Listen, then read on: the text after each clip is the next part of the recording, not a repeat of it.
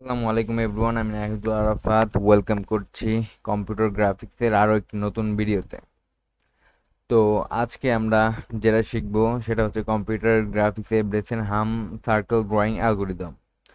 তো এইখানে হচ্ছে একটা কোয়েশ্চেন দেওয়া আছে। তো কোয়েশ্চেনটা হচ্ছে draw a circle with centre C is equal to 0, 0 and radius is 10 using Bresenham circle drawing algorithm. তো সলিউশন আমরা একইভাবে গত ভিডিওতে আমরা দেখেছিলাম যে এক্স আর ওয়াই এর মানটা যেভাবে ক্যালকুলেশন করে সেভাবেই আমরা হচ্ছে একইভাবে ক্যালকুলেশন করব। এক্স ইজ ইকুয়াল টু আমার ইনিশিয়াল ভাবে 0 দিয়ে দিব, আর ওয়াই ইজ ইকুয়াল টু আর আর আর এর মান কত দেওয়া আছে 10। তো এখানে 10 বসায় ফেললাম।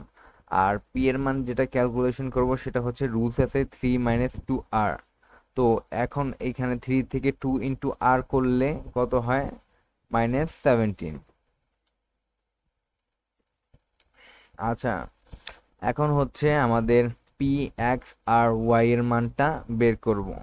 আর গত লেকচার ভিডিও যদি দেখে না থাকেন তো অবশ্যই মানে আগের ভিডিওগুলো দেখে এরপরে এই ভিডিওটি দেখবেন, তাহলে বুঝতে সুবিধা হবে। তো এখন হচ্ছে আমাদের যে রুলসটা আছে সেই রুলসটা অ্যাপ্লাই হবে।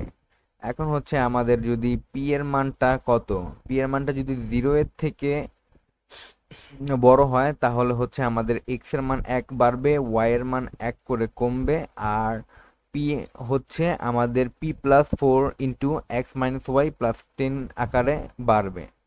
তো একইভাবে আমাদের যদি পি এর মানটা 0 থেকে ছোট হয় তাহলে p+4x + 6 আর x এর মান 1 করে বাড়বে।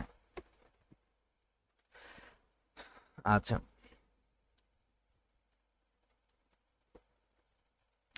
এখন দেখি। এখন আমাদের x0 y10,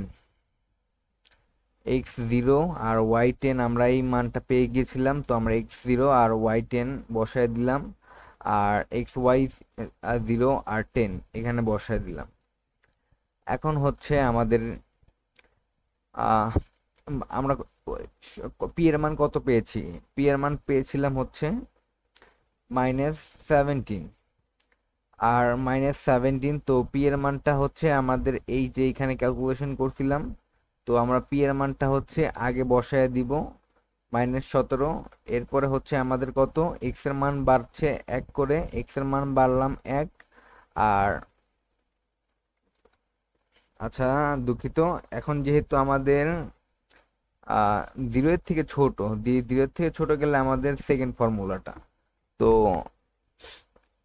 এখন হচ্ছে আমাদের সেকেন্ড ফর্মুলাটা দেখতে পাচ্ছি যে এক্স এর মান 1 করে বাড়ছে, এক্স এর মান 1 করে বাড়ছে, আর ওয়াই এর মান অপরিবর্তিত। তো ওয়াই এর মান 10 আছে। এরপরে আমরা এখানে 1 আর 10 পাই গেলাম এক্স আর ওয়াই এর মান। এখন হচ্ছে দ্বিতীয় ক্ষেত্রে আমাদের আবারও ফর্মুলা অ্যাপ্লাই করতে হবে। এখন হচ্ছে পি এর মান p+4x + 6। এখন আমাদের কত ছিল? মানটা 0 ছিল। তো হচ্ছে আমাদের একইভাবে আমাদের p+4x + 6, তো পি এর মান কত ছিল? আমাদের -17 ছিল, -17 ছিল। আমরা এই পি এর মানটা ক্যালকুলেশন করার জন্য -17 ছিল, আর +4 এক্স এর মান কত ছিল? 0 ছিল, প্লাস এক্স এর মান 0 ছিল,